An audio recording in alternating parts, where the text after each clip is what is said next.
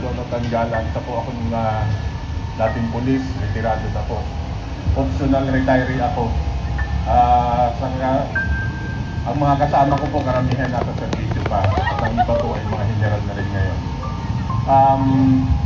Susundan ko lang po yung pahayag ni General Kita Sir tungkol po dun sa nangyayari ngayon dito sa ating bansa. Bakit po kami nandito?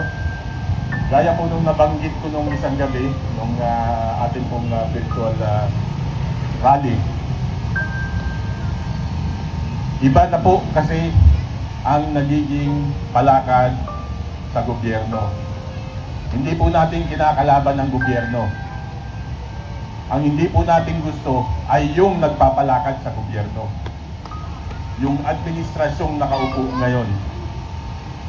Ang aking pong background, gaya ko po nung nasabi nung gabi, kami po ay sumusuporta sa pamilyang Marcos kahit noong unang panahon pa.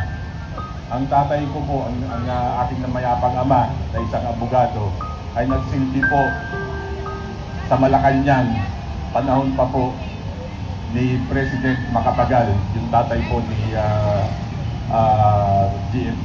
PGMA. Hanggang panahon po ng Marcos Sr. at siya po kinuha sa amin ng Poong Maykapan yung panahon ni President Cory Aquino. Nang umuwi po ang mga Marcos dito sa Pilipinas, kami pong mga magkakapamilya ay isa doon sa mga sumundo sa kanila sa airport. Nang dumating po ang bangkay ng nasirang Marcos Sr., kasama po kaming naghatid sa Lawag. Uulitin ko lang po din yung kwento ko nung gabi. Sana po hindi na lang namin ginawa dahil nakakapagsisi ngayon. Bakit? Nung pong kasagsagan, nung posisyon, nung ibig ng Marcos Sr., nagkaroon po ng stampede. Nagkagulo po, nag-stampede. At isa po doon sa muntik ng madaganan nung nagkagulo, ay nung mga panahon na yun po ay si Mrs. Lisa Araneta Marcos. Malakas pa po ang nanay ko noon. Hinatak niya para po hindi madaganan ng mga tao at dinala po niya doon sa kay late General Pacifico de Leon. Na kung iisipin ko po ngayon, hindi ko po alam kung magsisisi kami kung bakit ginawa pa namin. Dahil noong mga panahon din po yun, buntis po siya sa kanyang panganay na ngayon ay si Congressman Sandro Marcos.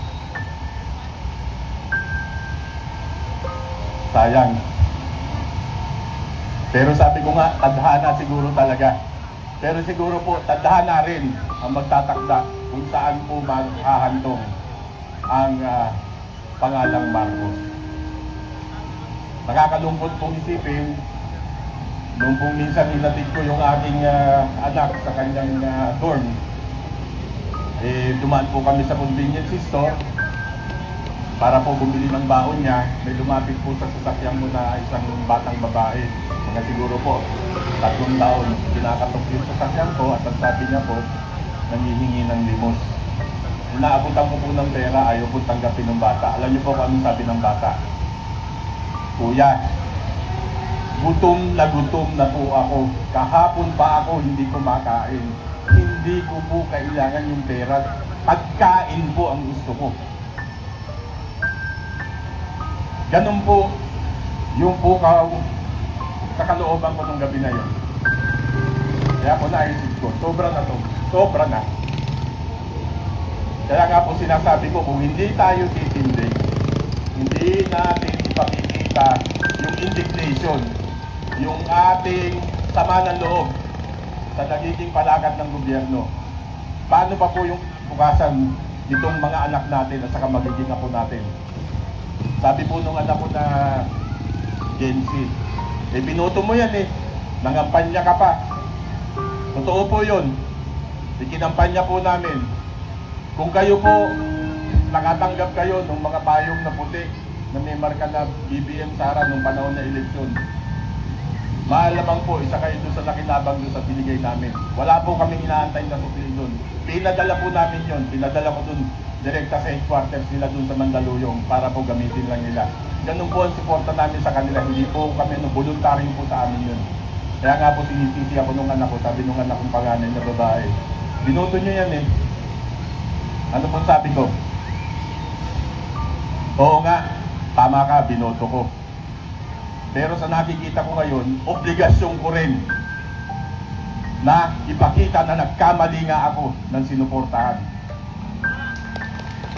At walang ibang paraan na ipakita yan, kundi iparamdam sa kanila na nandito tayo ngayon at hindi natin gusto ang nangyayari sa ating bansa.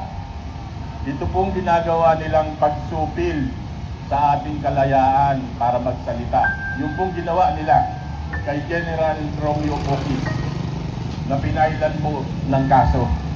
Imagine niyo po, inciting to sedition daw. Paano po naging inciting to sedition? Yung nagsasalita lang kayo ng inyong hinanakit sa gobyerno. Sa ating pong Artikulo 3, karapatan po natin yun. We have the right to air our grievances.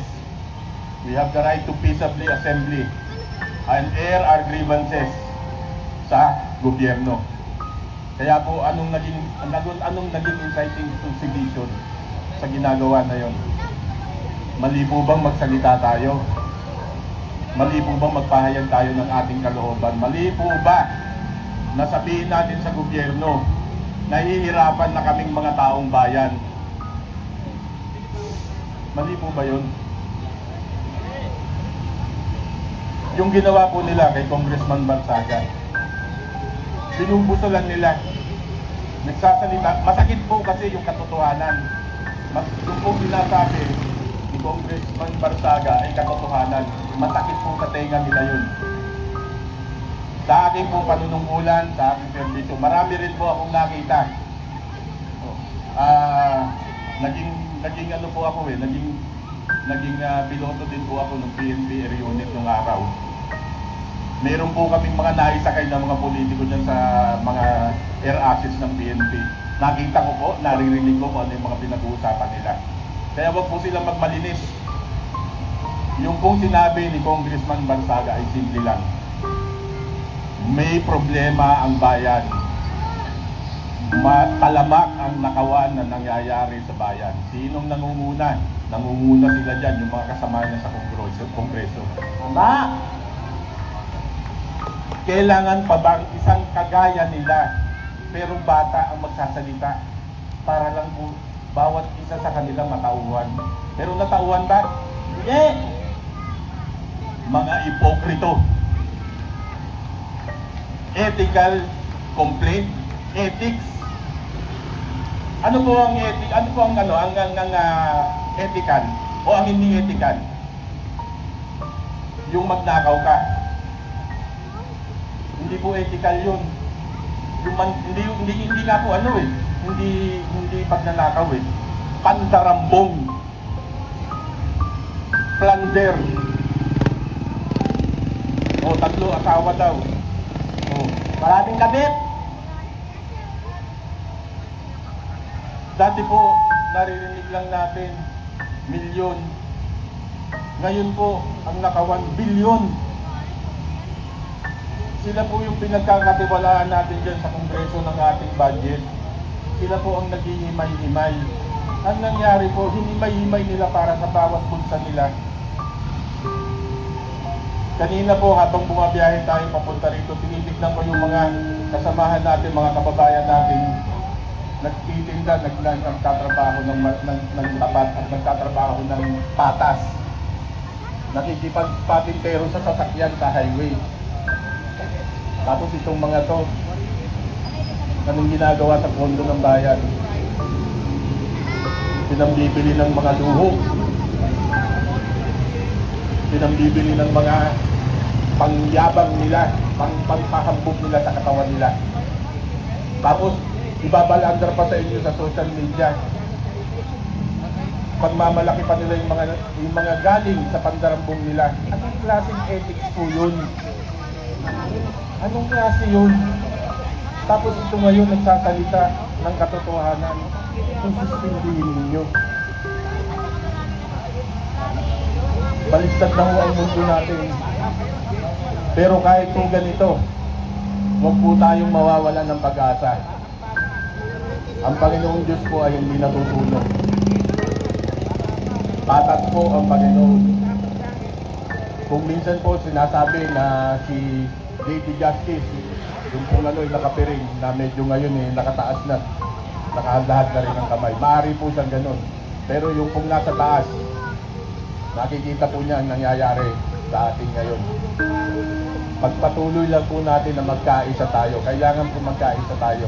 Kailangan po tayong manindigan at labanan po natin yung mga maling gawain sa gobyerno. Bawat isa po sa atin may obligasyon dahil pagdating po ng panahon, ang mga anak, ang mga apo natin at ang mga kaupo-upuan natin ang maghihirap at magsasagot pa rin po sa mga pandarambong na ginawa nila. Wala pong ibang panahon, hindi po kahapon, hindi po bukas. Ngayon na po, kailangan po manindigan tayo. Tama!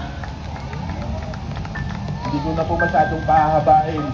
Ang sa akin lamang po, magkaisa po tayo. Magkaisa po tayong lahat at ipanalangin po natin na sana po ang ating mga pinuno, lalong-lalo na po yung nandito sa loob ng House of Representatives. Hindi po representatives, representatives ay magising at matauhan at talaban po ng hiya. Magandang gabi po sa inyong lahat. Maraming salamat po.